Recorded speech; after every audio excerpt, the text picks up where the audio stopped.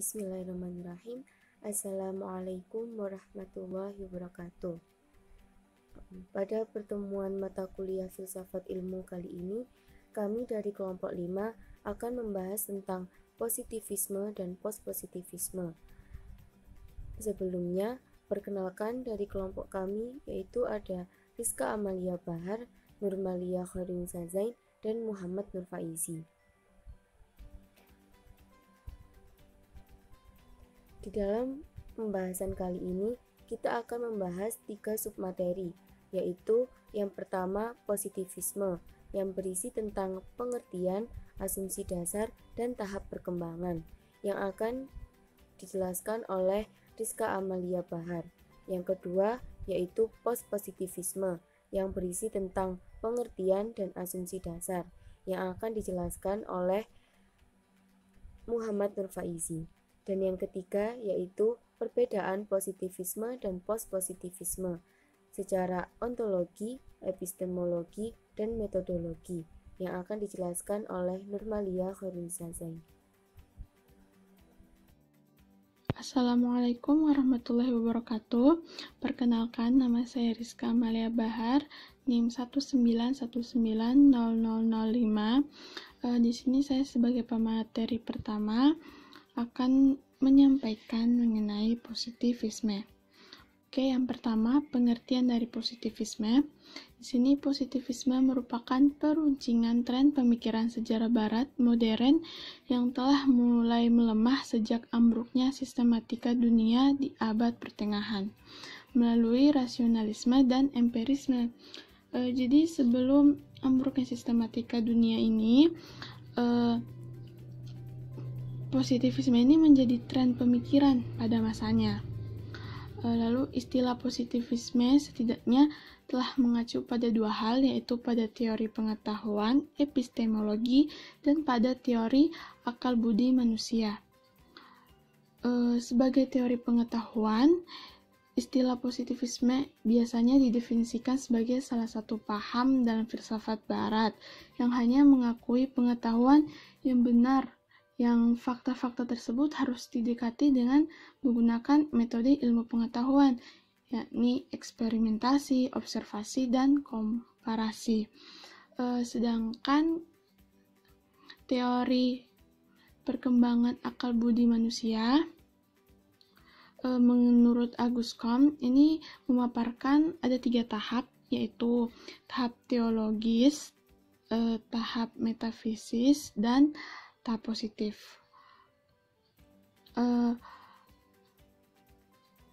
Positivisme ini merupakan istilah yang digunakan pertama kali oleh Saint-Simon atau lebih lengkapnya Henry Saint-Simon. Tapi walaupun beliau ini yang pertama kali menggunakan istilah ini, tapi yang membuat positivisme ini terkenal adalah Auguste Comte, yaitu muridnya sendiri. Positivisme berakar pada empirisme karena kedekatan keduanya yang menekankan logika simbolik sebagai dasar. Jadi positivisme ini mendasarkan diri pada metode yang bersifat empiris. Artinya tidak ada kebenaran selain dari hal-hal yang sifatnya empiris. Oke, selanjutnya di slide kedua, ini tesis positivisme menyatakan bahwa ilmu adalah salah satu pengetahuan yang valid dan fakta-fakta sajalah yang mungkin dapat menjadi objek pengetahuan. Positivisme menolak segala keberadaan yang ada di belakang fakta dan juga menolak segala metode yang ada di luar fakta dalam membuktikan suatu fakta. Menurut Comte atau Auguste Comte, untuk menciptakan masyarakat yang adil diperlukan metode positif yang kepastiannya tidak dapat diganggu-gugat. Di sini ada metode positif. Apa sih ciri-ciri metode positif? Di sini yaitu diarahkan pada fakta-fakta, diarahkan pada perbaikan terus-menerus dari syarat-syarat hidup, berusaha ke arah kepastian, dan berusaha ke arah kecermatan. Oke, slide ketiga ini membahas mengenai asumsi dasar paradigma positivis. Di sini ada 4. Yang pertama yaitu paradigma positivis dalam memandang realitas. Realita dianggap sebagai out there, bebas dari kesadaran manusia, objektif, patuh pada keteraturan, diatur oleh hukum yang ketat, alamiah, dan tidak berubah, bisa direalisasikan melalui pengalaman. Yang kedua, yaitu persepsi tentang human being. Paradigma positivis berpendapat jika manusia adalah individu yang rasional yang diatur oleh hukum sosial, perilaku individu dapat juga dipelajari melalui observasi. Yang ketiga, yaitu keberadaan sains. Sains adalah deduktif, maksudnya berasal dari yang umum dan abstrak, yang kemudian dikhususkan dan konkret. Yang terakhir, yang keempat ini yaitu tujuan penelitian ilmu sosial sebagai alat untuk mempelajari penelitian dan interkoneksinya sebagai hukum yang secara umum dapat ditemukan, dijelaskan, dan didokumentasikan. Dari keempat asumsi dasar di atas, dapat disimpulkan bahwa karena memandang realitas sosial adalah objektif atau out there, masyarakat berada dalam keteraturan serta patuh pada hukum-hukum universal, sedangkan individu adalah rasional, maka keberadaan sains pun harus diturunkan melalui sistem dan prosedur yang ketat, seperti diatur dalam metode ilmiah. Jadi ilmu pengetahuan harus secara rasio, akal dapat diterima, dan terbukti dalam fakta-fakta empiris. Pada slide selanjutnya ini yaitu pembahasan terakhir kita mengenai positivisme, yaitu tentang tahap perkembangan positivisme. Di sini ada 3, yaitu yang pertama sosiologi, yang kedua empirio-positivisme, dan yang ketiga lingkaran Wina. Jadi tempat utama dalam positivisme pertama diberikan kepada sosiologi. Jadi positivisme sosiologi ini merupakan penjabaran lebih jauh dari kebutuhan masyarakat dan sejarah. Walaupun perhatiannya juga diberikan pada teori pengetahuan dan tentang logika. Lalu selanjutnya munculnya tahap kedua dalam positivisme, yaitu empirio-positivisme. Berawal pada tahun 1870 sampai 1890-an dan berpautan dengan Metz dan Avenarius. Keduanya meninggalkan pengetahuan formal tentang objek-objek nyata objektif yang merupakan suatu ciri positivisme awal. Lalu perkembangan positivisme tahap terakhir, ini yaitu tahap ketiga, berkaitan dengan lingkaran Wina. Di sini pokok pembahasan positivisme tahap ketiga ini yaitu membahas diantaranya tentang bahasa, logika simbolis, struktur penyelidikan ilmiah, dan lain-lain. Pada tahap ketiga ini ada 2 kelompok yang menggabungkan sejumlah aliran seperti atomisme logis, positivisme logis, serta semantika. Siapa sih kedua kelompok ini? Jadi kedua kelompok ini yang pertama yaitu terdiri dari beberapa tokoh, yaitu O'Neirod, Carnap, Frank, dan lain-lain.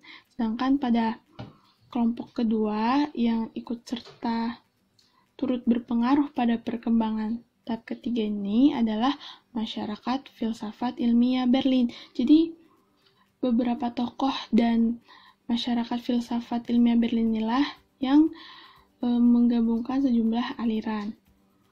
Sekian, itu saja yang dapat saya sampaikan. Kurang dan lebihnya mohon maaf. Selanjutnya, saya serahkan kepada pemateri kedua, yaitu Saudara Faizi. Terima kasih. Assalamualaikum warahmatullahi wabarakatuh. Nama saya Muhammad Nur Faizi. Saya di sini akan melanjutkan materi yang sudah disampaikan oleh Mbak Rizka, yaitu post-positivisme. Pengertian post-positivisme. Post-positivisme adalah aliran yang ingin memperbaiki kelemahan pada positivisme. Sebenarnya positivisme juga berpendapat tentang realitas yang memang nyata pada sesuai hukum alam. Namun, post-positivisme juga berpendapat jika manusia tidak mungkin mendapatkan realitas atau tidak terlibat langsung dengan realitas sama sekali. Postpositivisme lebih mempercayai proses verifikasi terhadap suatu temuan hasil observasi melalui berbagai macam metode, sehingga ilmu memang betul mencapai objektivitas jika telah diverifikasi oleh berbagai kalangan dengan berbagai cara. Postpositivisme merupakan perbaikan positivisme yang dianggap memiliki kelemahan, yaitu dianggap hanya mengandalkan kemampuan pengamatan langsung terhadap objek yang diteliti. Secara ontologis, aliran positivisme bersifat kritikal realisme dan menganggap jika realitas dapat sesuai dengan kenyataan dan hukum alam. Secara epistemologis, hubungan peneliti dengan realitas yang diteliti tidak bisa dipisahkan. Tetapi harus interaktif dengan subjektif seminimal mungkin.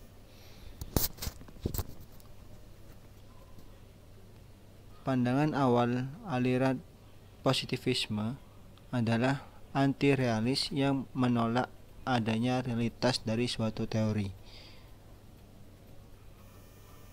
Realisme modern lahir untuk menjadi perkembangan akhir dari pandangan postpositivisme. Postpositivisme juga mengakui bahwa paradigma hanyalah berfungsi sebagai lensa, bukan sebagai kacamata. Dalam relativisme, ini diungkapkan jika semua pandangan adalah benar, sedangkan realis hanya terfokus pada suatu pandangan yang dianggap terbaik dan benar. Objektivitas juga bukan merupakan penuntut dalam mencapai kebenaran, melainkan objektivitas hanya menjadi salah satu indikator dalam melandasi suatu penyelidikan.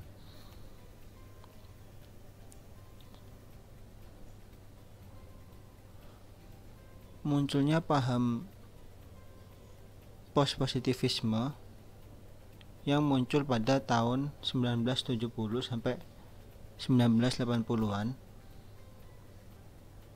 dan paham ini banyak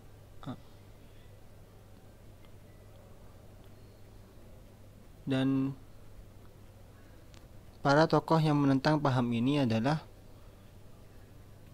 Karl R. Popper, Thomas Kuhn, dan para filsuf mazhab Frankfurt.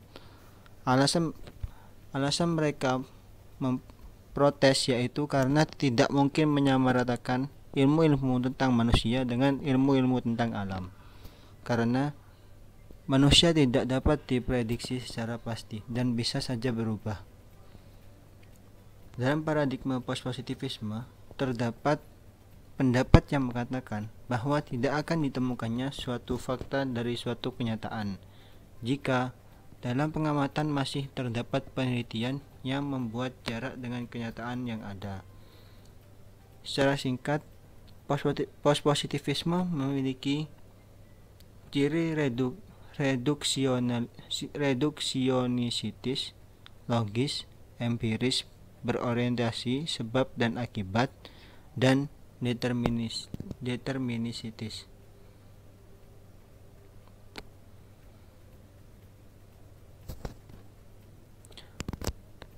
Peneliti postpositivisme melihat penelitian sebagai serangkaian langkah yang terhubung secara logis, meyakini keragaman perspektif dan dari para partisipan daripada dalam satu realitas tunggal, dan mendukung metode pengumpulan dan analisis data yang tepat dan teliti. Selanjutnya, asumsi dasar postpositivisme. Asumsi dasar postpositivisme ada 6, yakni yang pertama, fakta tidak bebas nilai, melainkan bermuatan teori. Yang kedua, validitas teori. Tidak satupun teori yang dapat sepenuhnya dijelaskan bahwa bukti-bukti empiris. Dan yang ketiga, fakta tidak bebas, melainkan penuh dengan nilai. Dan yang keempat, interaksi antara subjek dan objek penelitian. Hasil penelitian merupakan hasil interaksi manusia dan semata yang dipenuhi oleh persoalan yang senantiasa berubah. Dan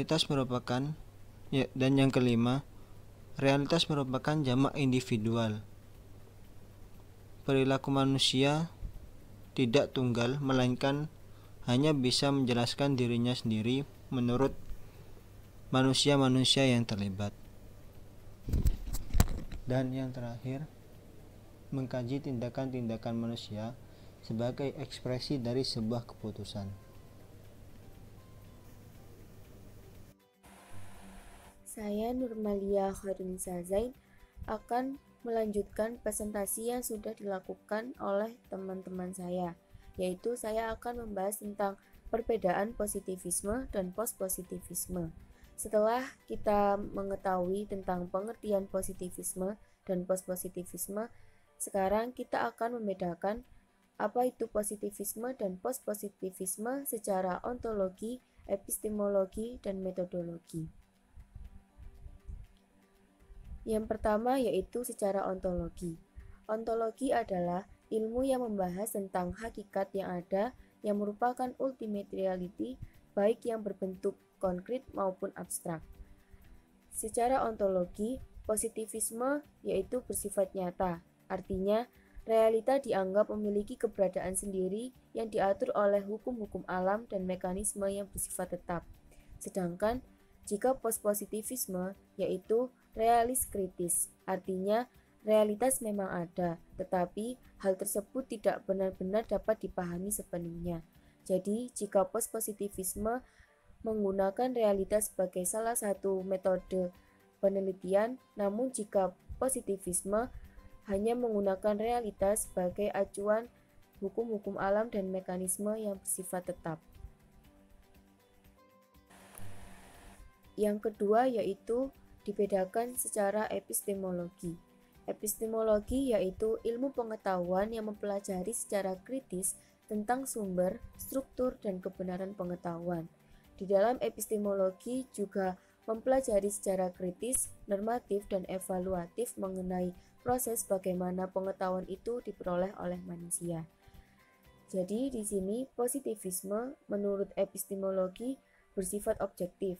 Bagi seorang peneliti akan mengambil jarak yang bersikap tidak berinteraksi dengan objek yang diteliti, dan juga terdapat nilai, faktor bias, dan faktor yang mempengaruhi lainnya secara otomatis tidak mempengaruhi hasil studi. Kemudian jika postpositivisme yaitu objektivis modifikasi, yaitu objektivis tetap merupakan pengaturan yang ideal, namun hanya dapat diperkirakan dengan penekanan khusus pada penjaga eksternal seperti tradisi dan komunitas yang kritis. Jadi jika positivisme hanya menggunakan objektif, yaitu dalam penelitiannya tidak terpengaruhi oleh hasil studi. Meskipun faktor-faktor yang ada berbeda dengan hasil studi, hal tersebut tidak berpengaruh terhadap penelitian dengan menggunakan positivisme. Sedangkan jika postpositivisme hanya menggunakan objektivis modifikasi sebagai salah satu alat penelitian. Jadi masih menggunakan sumber-sumber eksternal sebagai tradisi dan komunitas yang kritis. Yang ketiga yaitu secara metodologi. Metodologi adalah pengetahuan tentang cara-cara atau science of methods. Dalam konteks penelitian, metodologi adalah totalitas cara untuk meneliti dan menemukan kebenaran. Secara metodologi, positivisme yaitu bersifat eksperimental, yaitu pertanyaan atau hipotesis dapat dinyatakan dalam bentuk proposisi sebelum penelitian yang dilakukan dan diuji secara empiris dengan kondisi yang terkontrol secara cermat. Sedangkan jika postpositivisme yaitu eksperimental yang dimodifikasi, maksudnya menekankan sifat ganda yang kritis, memperbaiki ketidakseimbangan dengan melakukan penelitian dalam latar alamiah dengan menggunakan metode kualitatif, lebih mengutamakan proses penemuan dalam penelitian.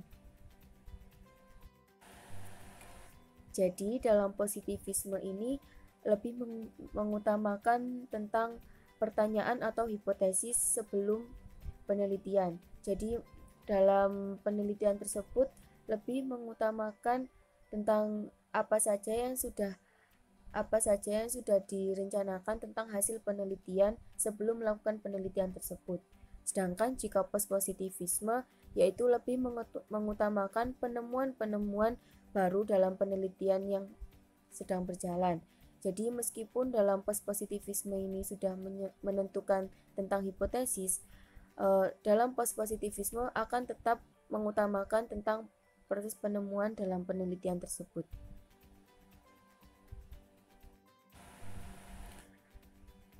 Sekian dari kelompok kami. Mohon maaf apabila ada kesalahan dalam pengucapan dan terdapat kekurangan dalam penyampaian materi. Terima kasih atas perhatiannya. Wassalamualaikum warahmatullahi wabarakatuh.